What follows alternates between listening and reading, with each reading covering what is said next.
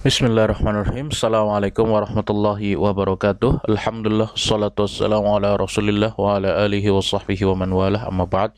Kaifa halukum? Sabahul khair. Alhamdulillah, kita bertemu lagi pada mata pelajaran sirah.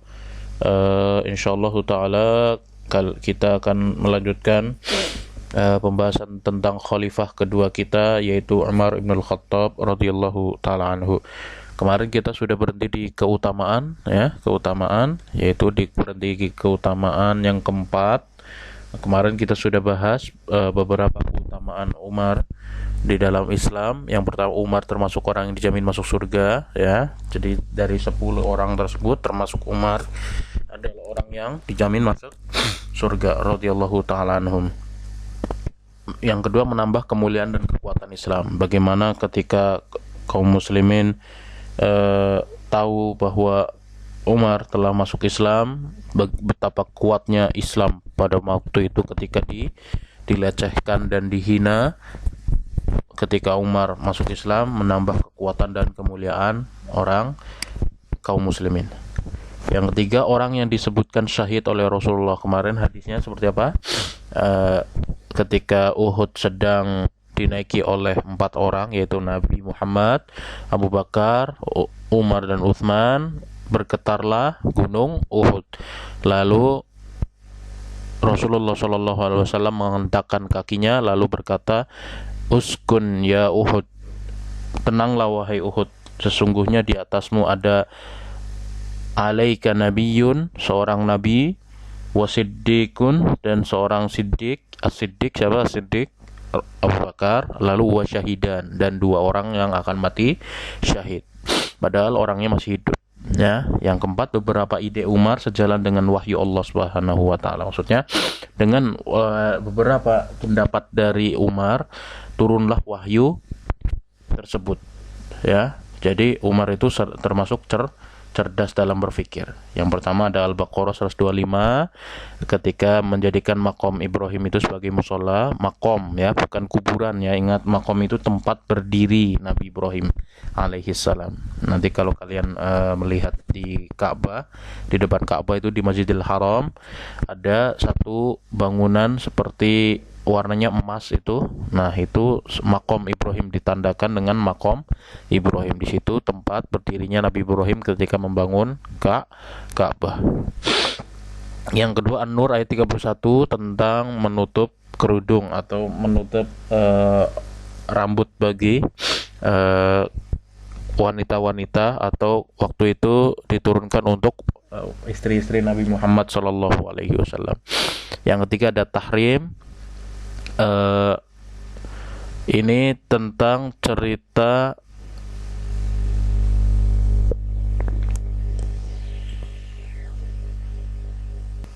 ya, yang at-tahrim ini boleh jadi Tuhannya akan memberikan ganti padanya istri yang lebih. Nah, ini cerita tentang istri Nabi Muhammad, Aisyah dan Hafsah, ketika mereka cemburu dengan istri yang lainnya, ya. Jadi 2 istri ini cemburu dengan istri-istri Nabi yang lain. Jadi Umar pun tahu bagaimana kecemburuan mereka, lalu berkata kepada Nabi Muhammad, inilah kesolehan seorang ayah, ya.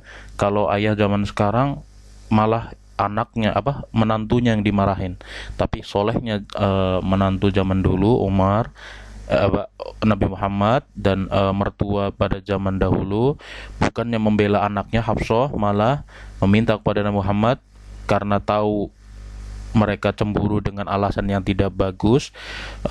Berkata Umar kepada Rasulullah, "Wahai Rasulullah, ceraikanlah saja anakku karena dia tidak bisa menghormati keputusanmu." Nah, turunlah surat At-Tahrim. Nah, ini boleh jadi Tuhannya, maksudnya Allah akan memberikan ganti kepadanya dengan istri yang lebih baik. Ketika turun surat ini, lalu mereka bertaubat kepada Allah Subhanahu wa taala, Hafsah dan Aisyah. Jadi, apa yang bisa kita ambil dari surat At-Tahrim ini? Jadi mereka itu manusia biasa. Kalau Aisyah dan Hafsah itu wanita biasa, mereka cemburu, ya. Nanti semua akan merasakannya. Nanti kalau yang perempuan, ya. Jadi nggak berarti kalau jadi istri Nabi semuanya semuanya bagus akhlaknya semuanya, bukan berarti buruk terus yang enggak. Manusia ada yang kadang melenceng, ada yang lurus. Nah, seperti itu ya. Itu faedah yang bisa kita ambil dari surat At-Tahrim. Yang keempat, Al-Baqarah 219, An-Nisa 43, Al-Maidah 90 91 ini menceritakan tentang Homer. Makanya ini ini sebenarnya paling besar. Ini kontribusi Umar, ini sumbangsih Umar kepada kaum muslimin. Yaitu ayat 219, Allah Subhanahu wa taala berfirman,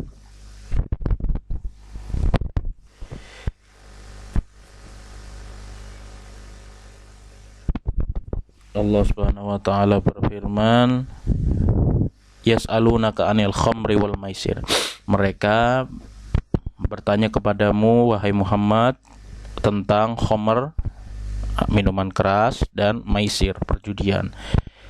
Nah, sebelum ayat ini turun, kita perlu ketahui bahwa pada saat itu Madinah adalah kota khamr.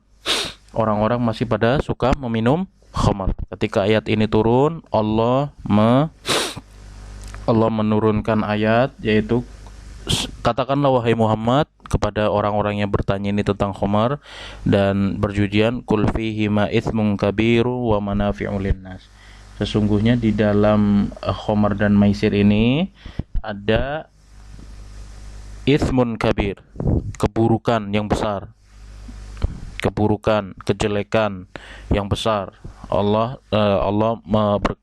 berfirman dengan kata ini dulu, keburukan, karena ini bisa memperburuk suasana, bisa saling berkelahi, bisa saling membunuh ya, kalau orang yang bisa yang hilang akalnya ya. Tapi Allah berfirman juga wa manafi'u linnas, dan di dalamnya juga ada manfaatnya juga, ada manfaatnya lah buat manusia. Wa itsmuhuma akbaru min naf'ihima. Tapi kata Allah, keburukannya, kejelekannya, tidak bagusnya khamr dan maisir ini lebih banyak, lebih besar daripada manfaatnya. Jadi Allah itu berfirman seperti itu ya. Kalian bisa lihat, cek nanti Al-Baqarah 219. Nah, jadi di sini Allah masih membolehkan minum khamr, tapi dengan sedikit wanti-wanti atau hati-hati ya. Di dalamnya ada keburukan yang lebih besar daripada manfaatnya. Manfaatnya mungkin kalau orang-orang zaman dulu itu untuk menghangatkan badan, katanya ya, Ustaz sih nggak pernah. Katanya orang minum khamr itu badannya anget nanti. Orang-orang zaman dulu kan ketika hidup di gurun pasir itu dinginnya kalau malam minta ampun, bisa menusuk ke tulang dinginnya. Nah, mereka menghangatkan badan mereka dengan meminum khamr. Lalu silih berganti, waktu demi waktu turunlah surat An-Nisa ayat 43, karena satu dan lain hal, karena waktu itu ada salah satu sahabat Nabi Muhammad itu mengimami sholat, lalu dengan bacaan surat Al-Kafirun. Surat Al-Kafirun dia baca, tapi ketika ayat ini a'udzubillahi minasyaitonirrajim, qul ya ayyuhal kafirun la a'budu ma ta'budun wala antum 'abiduna ma a'bud wala ana 'abidum ma 'abadtum wala antum 'abiduna ma a'bud wala ana 'abidum ma 'abadtum wala antum 'abiduna ma a'bud. Nah, ada yang aneh enggak di situ? Ada ya, yaitu pengulangan wala antum 'abiduna ma a'bud wala ana abidum ma'abatum, lalu dia terus ulang itu. Karena apa? Akalnya telah tertutupi oleh khamr, karena dia tidak bisa berpikir bagaimana surat Al-Kafirun itu selesainya di mana. Nah, lalu diadukanlah ini kepada Nabi Muhammad SAW. Nabi Muhammad selalu menunggu wahyu dari Allah ya. Lalu tidak lama turunlah ayat surat An-Nisa ayat 43, ya ayyuhalladzina amanu la taqrabus sholata wa antum sukara hatta ta'lamu ma taqulun. Wahai orang-orang yang beriman, janganlah kalian sekali-kali mendekati sholat atau melaksanakan sholat dan kalian sedang mabuk, dan kalian sedang mabuk sampai kalian mengetahui apa yang kalian katakan. Jadi maksudnya kalian tuh sadar, kalian ngomong apa tuh sadar. Maaf. Terus nah itu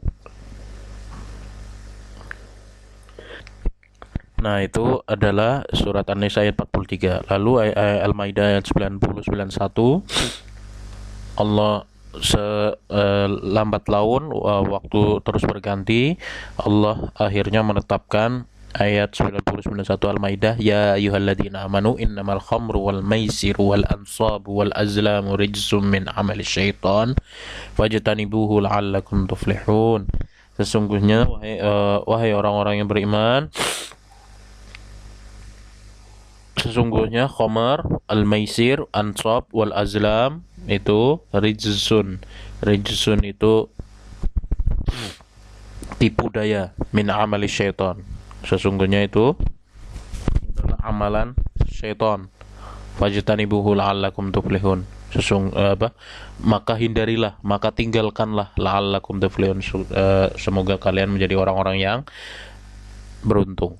Jadi mulai surat Al-Maidah 90-91, keharaman khamar itu semuanya tidak boleh lagi diminum atau dikonsumsi, ya. Lalu ketika ayat Al-Maidah turun, semua gentong-gentong khamar yang ada di depan rumah kaum muslimin itu semuanya dipecahkan oleh mereka karena surat Al-Maidah ini turun.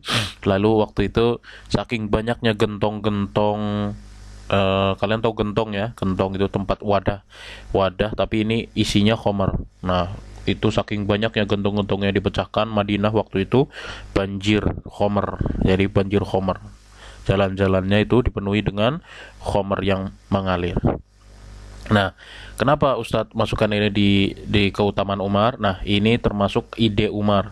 Ide Umar semuanya selalu berkata kepada Rasulullah dan berdoa kepada Allah, ya Allah, muliakanlah Islam dengan mengharamkan khamar. Ini salah satu doa dan aduan kepada Nabi Muhammad SAW. Jadi sumbangsih terbesar kaum muslimin ini Umar kepada kaum muslimin adalah pengharaman khamar. Untuk surat Al-Anfal ayat 67-68 ini tentang tawanan orang-orang waktu itu, ya. Ini adalah juga termasuk keutamaan Umar. Ya, inti ceritanya seperti ini. Karena udah 13 menit, saya percepat ya. Surat Al-Anfal ayat 67-68 adalah ketika tentang Ustaz bacakan dulu ayatnya. Al-Anfal 67 itu, maka nali nabiyyin ayyakuna lahu usra hatta yuthkhina fil ard turiduna aradud dunya wallahu yuridul akhirah wallahu azizun hakim. Waktu itu kaum muslimin, Nabi Muhammad itu memiliki tawanan, ya. Jadi Allah Subhanahu wa taala itu berfirman, maka nali nabiyyin ayyakuna lahu asra. Tidak pantas seorang nabi itu memiliki tawanan.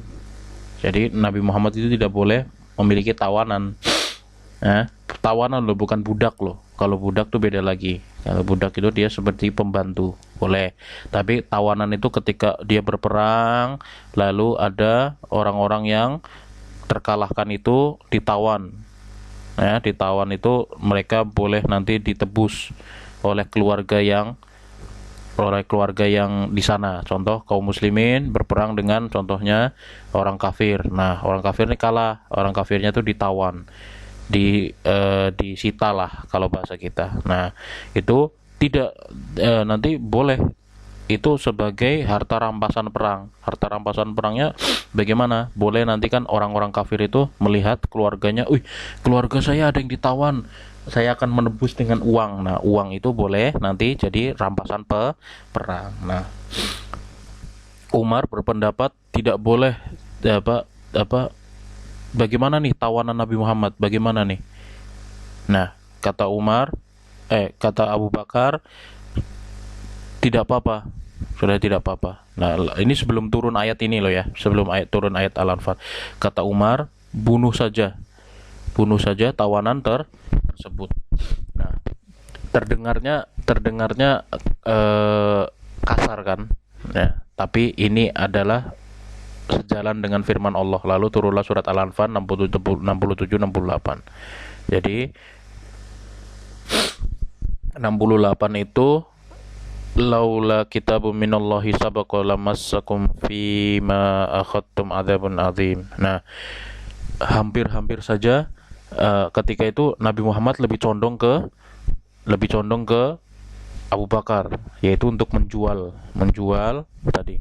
tawanan orang itu, ya, tawanan perang itu tadi, menjual kepada keluarganya. Lalu Umar berpendapat sudah dibunuh saja wahai Rasulullah, tidak usah dijual. Lalu Nabi Muhammad lebih condong ke pendapat Abu Bakar. Keesokan harinya di dalam masjid Nabi Muhammad menangis. Lalu datanglah Abu Bakar dan Umar. Lalu berkata mereka, wahai Nabi Muhammad, wahai Rasulullah, kenapa engkau menangis? Lalu Nabi Muhammad bersabda, hampir saja kita mendapat azab dari Allah Subhanahu wa taala, karena perkataan Umar itu lebih benar untuk membunuh tawanan tersebut daripada dijualnya. Oke, seperti itu ya. Barakallahu fikum. Memang pembahasannya sedikit, tapi kita dapat pembelajaran banyak tentang keutamaan dan kecerdasan Umar radhiyallahu taala anhu. Insyaallah kita akan lanjutkan besok. Wassallallahu ala nabiyina Muhammad. Assalamualaikum warahmatullahi wabarakatuh.